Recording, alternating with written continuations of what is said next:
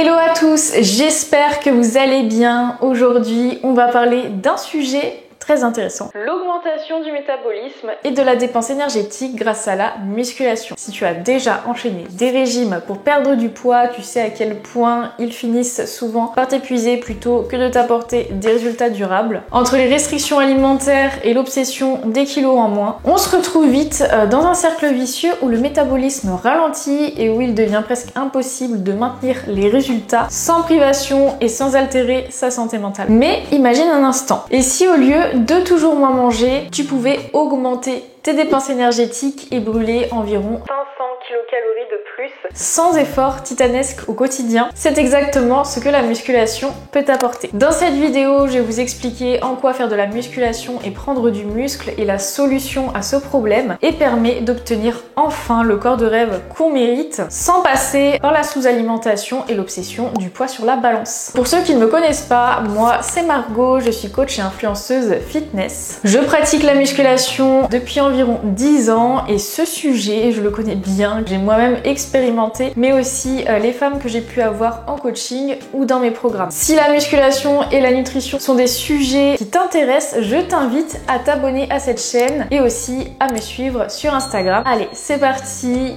on y va. Chez les femmes, la culture des régimes a fait et fait toujours des ravages. On a grandi avec l'idée qu'on devait faire un poids plume pour être belle. Les magazines féminins ont toujours un article dédié au régime, souvent très restrictif, pour perdre un maximum de poids très vite.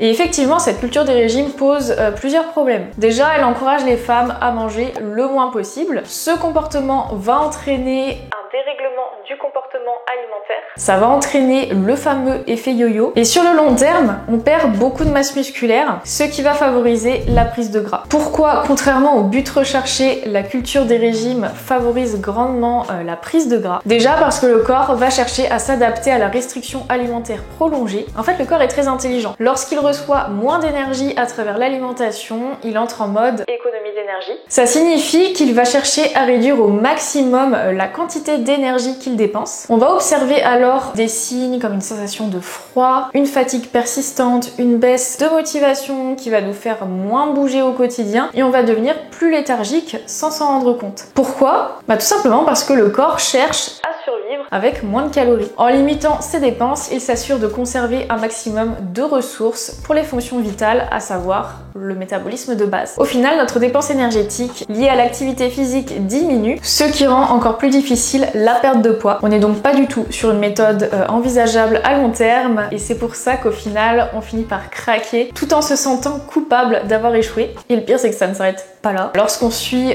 des régimes très restrictifs ou des programmes de perte de poids sans intégrer de musculation, il n'y a pas que le gras qui disparaît en fait. Le corps finit aussi par puiser dans les muscles pour obtenir l'énergie dont il manque. Et cette perte musculaire, elle est problématique parce que le muscle joue un rôle essentiel dans notre métabolisme de base, mais aussi dans le résultat esthétique qu'on recherche. Et bien sûr, je ne parle pas de l'effet yo-yo, qui est inévitable. Vu qu'un régime restrictif est intenable à long terme et qu'il diminue la dépense énergétique en rendant léthargique et en faisant perdre du muscle, on reprend du poids très vite, du gras principalement. Donc résultat, la culture des régimes diminue la dépense énergétique des femmes, leur fait perdre de la musculature et leur fait prendre du gras. Voilà, sympa. Comment éviter ça? En devenant musclé, ça va être ma réponse. Et aussi en arrêtant de chercher à peser le moins lourd possible. Et oui, on va quand même bien s'affiner avec la musculation sans baisser drastiquement son alimentation, sans diminuer ses niveaux d'énergie et sans devenir esclave de sa balance. Déjà, je vais vous donner une première idée chiffrée pour vous prouver que chercher à faire un poids plume est une mauvaise chose. Ce qu'il faut comprendre, c'est que plus notre poids diminue, plus notre métabolisme de base diminue aussi. Pourquoi? Tout simplement parce que notre corps a besoin de moins d'énergie pour fonctionner quand il est plus léger, car il y a moins de cellules à alimenter. Le métabolisme de base est proportionnel au poids corporel. Si tu perds du poids, tu brûles moins de calories au repos. Prenons un exemple pour bien illustrer cette notion. Imaginons Deux femmes de 30 ans qui mesurent 1m65, l'une pèse 65 kg et l'autre pèse 50 kg. En utilisant la formule de Harris et Benedict pour calculer leur métabolisme de base, la femme de 50 kg brûlera 1291 kcal au repos, alors que la femme de 65 kg brûlera 1435 kcal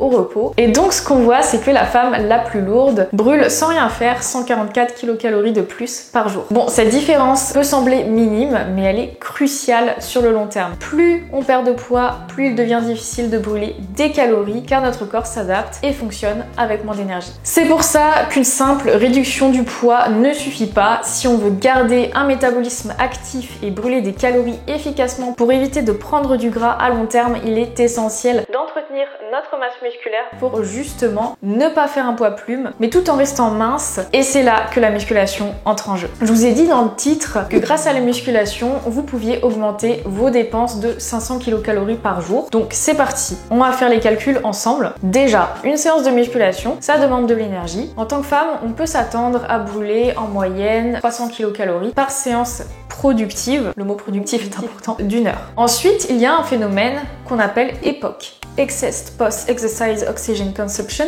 que vous connaissez sans doute sous le terme de Afterburn Effect. Ce phénomène augmente la dépense énergétique durant 24 à 48 heures au repos après une séance de sport. Pourquoi? Car après une séance de musculation, il faut réparer les fibres musculaires endommagées par l'entraînement et il faut restaurer les niveaux de glycogène et d'ATP. Pour une séance de musculation intense de 60 minutes avec des charges permettant d'être proche de l'échec, donc une séance productive de musculation en fait, brûlera environ 100 kcal supplémentaires sur une durée de 24 à 48 heures. Bien sûr, l'intensité des séances aura un impact sur cette époque ou afterburn effect. Plus les charges sont lourdes, plus l'époque sera élevée, plus il y a de séries et de répétitions et de muscles sollicités, plus l'époque sera important. Également, les exercices polyarticulaires comme le squat, soulevé de terre, développé couché, etc.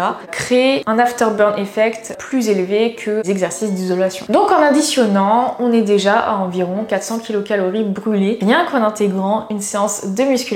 Encore une fois, à condition que la séance soit productive, on est bien d'accord. En réalité, il y a des sports plus efficaces pour brûler des calories. Par exemple, une heure de course à pied brûlera 500 à 700 kcal avec un époque un peu plus élevé. Bon, du coup, est-ce que je viens de casser tous mes arguments?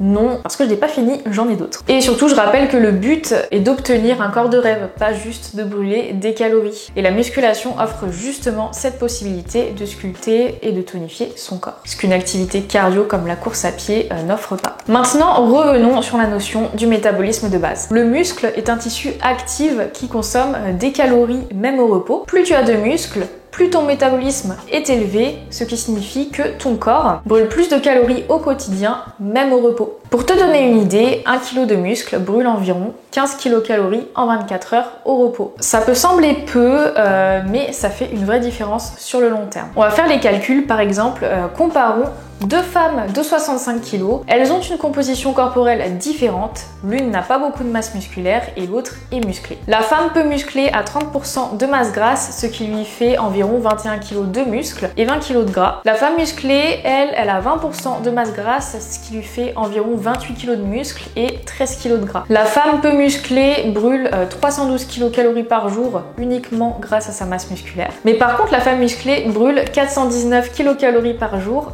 uniquement grâce à sa masse musculaire. Donc la femme musclée avec ses 7 kg de muscles en plus, elle a un métabolisme de base 107 kcal plus élevé alors qu'elle fait le même poids que la femme moins musclée. Alors c'est pas grand chose vu comme ça, je le conçois, mais sur une semaine, ça représente tout de même 749 kcal en plus.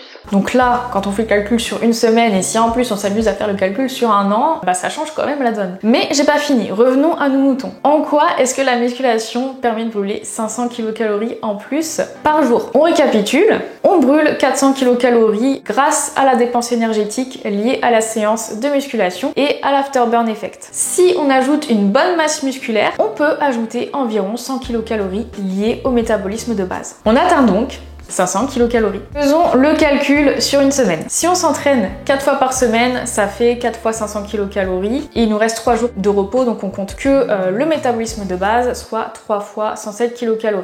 Au total, on obtient 2321 kcal en plus sur une semaine. Et sur un an, si on multiplie par 52, ça donne 120 692 kcal de plus. C'est énorme. Du coup, sur le long terme, si on a pour objectif de s'affiner et de perdre du gras, ça rend les choses beaucoup plus faciles. En effet, je pense que vous savez que la condition numéro 1 pour perdre de la masse grasse, c'est d'être en déficit calorique. Si on brûle plus de calories, il est alors bien plus facile de remplir cette condition sans s'affamer. Ça signifie qu'on a besoin de manger davantage et donc on se prive moins et on s'épanouit bien plus dans son alimentation. Mais c'est pas tout. Non, j'ai pas fini. Contrairement au régime et à l'obsession de la perte de poids qui peuvent dégrader la composition corporelle et donc le capital santé, la musculation renforce le corps, améliore l'aspect esthétique et offre un aspect plus galbé, plus dessiné et plus tonique. Niveau santé, la masse musculaire acquise permet de bien mieux vieillir et une bonne composition corporelle réduit le risque d'apparition de nombreuses maladies. Sans parler bien évidemment de la santé mentale qui sera en bien meilleure conditions grâce justement au sentiment d'accomplissement et de fierté que provoque l'amélioration de ses performances lors des séances de musculation, mais aussi et surtout grâce à la meilleure relation qu'on aura avec l'alimentation. Un des freins très fréquents que j'entends et qui rend réticente énormément de femmes, c'est la peur de devenir trop musclée. Alors cette idée est en réalité un mythe qu'on va déconstruire là tout de suite parce qu'on a besoin de déconstruire ce mythe, vraiment. La première chose à comprendre, c'est que devenir trop musclé pour une femme est extrêmement difficile. Contrairement aux hommes, les femmes ont des niveaux de testostérone beaucoup plus bas, environ 10 à 20 fois inférieurs. La testostérone, c'est une hormone essentielle au développement musculaire. Plus on va avoir de testostérone, plus on va développer facilement du muscle. Et donc avec naturellement moins de testostérone, le corps féminin n'a pas la même capacité naturelle à prendre du volume musculaire. Même avec un entraînement intensif, il est donc super rare pour une femme de développer un physique très musclé, à moins de suivre une préparation physique dans ce but avec produits dopants, mais je pense que c'est pas ça que vous comptez faire de toute façon, donc pas de panique. En réalité, ce que la musculation permet, c'est d'obtenir un corps galbé, tonique et féminin. Les muscles ne se développent pas de manière excessive, mais donnent plutôt du relief à la silhouette, des jambes plus sculptées, un dos harmonieux et qui va donner cet effet taille fine, des fessiers plus galbés, etc. Donc du coup, la musculation aide à transformer et à raffermir le corps de manière harmonieuse pour obtenir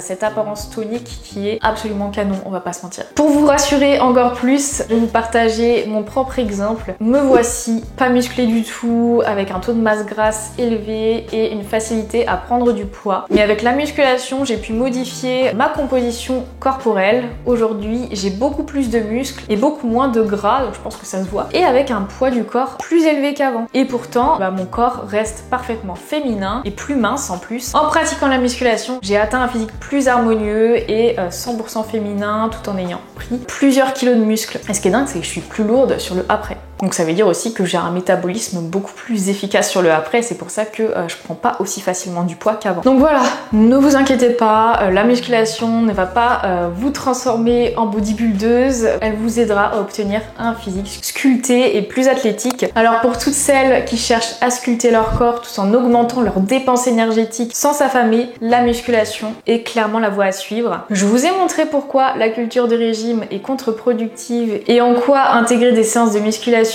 pourrait complètement changer votre silhouette, votre métabolisme et votre bien-être. Si vous êtes prête à vous diriger vers ce parcours, je vous invite à découvrir mes programmes Grow and Get Fit et Grow and Get Strong. Ces programmes sont spécialement conçus pour vous aider à construire une musculature équilibrée et harmonieuse tout en optimisant votre métabolisme et en vous éloignant des méthodes restrictives. Vous y trouverez plus de 20 semaines de séances de musculation, une structure logique pour progresser et tout le nécessaire pour construire votre diète personnalisée et gourmande. Les programmes ont déjà fait leurs preuves sur plus de 1000 femmes et pour le Black Friday, parce que oui, c'est aujourd'hui, j'ai décidé de faire une réduction de 60 € sur les programmes. C'est vraiment l'occasion à ne pas manquer parce que je fais pas si souvent que ça des promos. Et je précise qu'une fois acheté, l'accès au programme est à vie. Donc même si là vous ne pouvez pas commencer tout de suite, mais que vous êtes intéressé par les programmes, je vous conseille fortement de profiter de cette promo. Donc la promo est valable jusqu'à dimanche. Donc si tu veux obtenir ton body goal d'ici 6 mois, tu sais ce qu'il te reste à faire.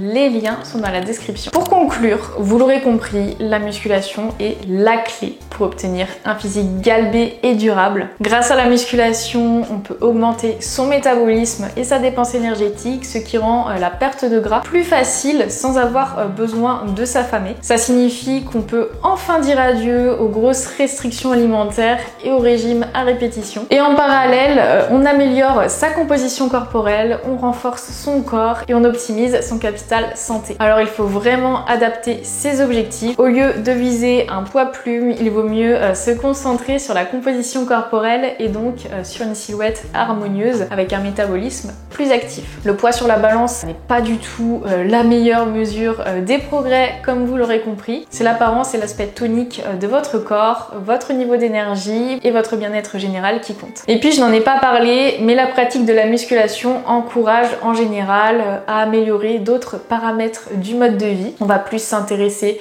à notre santé, on va être de plus en plus motivé à sortir de la sédentarité en augmentant notre nombre de pas par exemple. On va prendre soin de notre sommeil et de notre hydratation. Résultat, on booste encore plus notre dépense énergétique et on se sent bien mieux au quotidien. Enfin, rappelez-vous que la musculation est bien plus qu'une méthode pour transformer votre corps. C'est un mode de vie durable qui vous accompagne au quotidien et tout au long de votre vie, qui améliore votre confiance en vous et qui vous aide à atteindre des objectifs à long terme, contrairement au régime où vous allez subir l'effet yo-yo. C'est l'approche idéale pour celles qui veulent se sentir fortes, épanouies et en harmonie avec elles-mêmes sans jamais se priver. Et voilà les amis, j'espère que la vidéo vous aura plu. N'oubliez pas de profiter de la promo du Black Friday sur mes programmes. Encore une fois, les liens sont en description de la vidéo. N'oubliez pas de liker et de vous abonner si ce n'est pas déjà fait. Et sur ce, je vous fais des gros bisous et on se retrouve très bientôt pour une prochaine vidéo.